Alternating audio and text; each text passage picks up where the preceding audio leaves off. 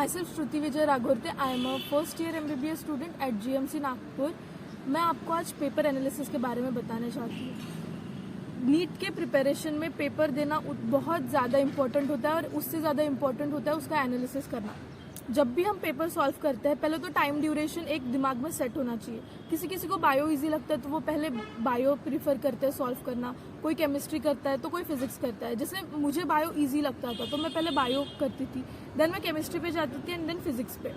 तो उस हिसाब से हमें टाइम स्लॉट्स भी देने चाहिए। जैसे बायो होना चाहिए 45 to 50 मिनट्स में ख़त्म हो जाना चाहिए, केमिस्ट्री भी 45 to 50 मिनट्स में हो जाना चाहिए ताकि फिजिक्स को हम ज़्यादा टाइम दे सकें, क्योंकि उसकी कैलकुलेशंस थोड़ी ज़्यादा होती है तो उस वजह से हमें उसमें ज़्यादा टाइम लगता है। तो ऑलमोस्ट 1.5 आवर तो मिलना चाहिए फिजिक्स में।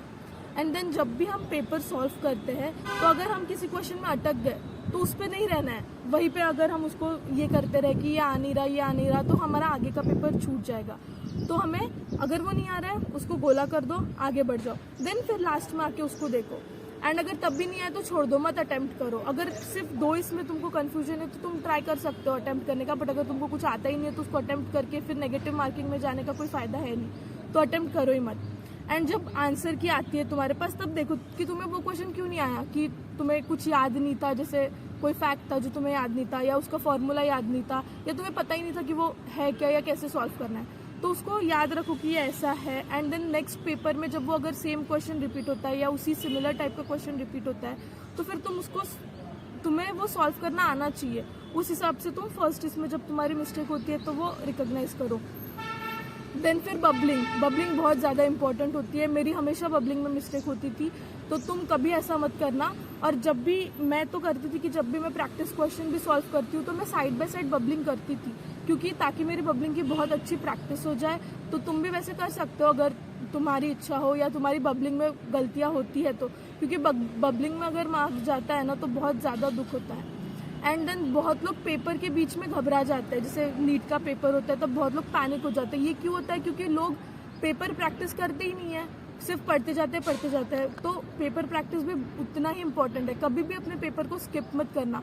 भले तुम्हारा सिलेबस पूरा हुआ ना हो उस टेस्ट का, बट वो पेपर अटेम्प्ट करना ज़रूर। भले तुम्हारे 300 मार्क्स आ जाएंगे उससे, लेकिन तुम्हें सीखने मिलेगा, उसमें कुछ नुकसान तो नहीं है तुम्हारा। तो कभी भी पेपर स्किप मत करना। एंड जैसे मैंने बताया था कि टाइम ड्यूरेशन है, उससे 1 मिनट अगर 5 मिनट भी ज़्यादा लग रहे छोड़ दो। जैसे इस साल बायो थोड़ा लेंदी आया था तो मैंने 45 मिनट्स तक ही बायो किया। उसके बाद मुझे लग रहा था कि मेरे क्वेश्चंस बचे थे बट मुझे लगा कि फिर आगे मेरे को टाइम नहीं मिलेगा, इसलिए मैंने 45 मिनट्स में बायो किया।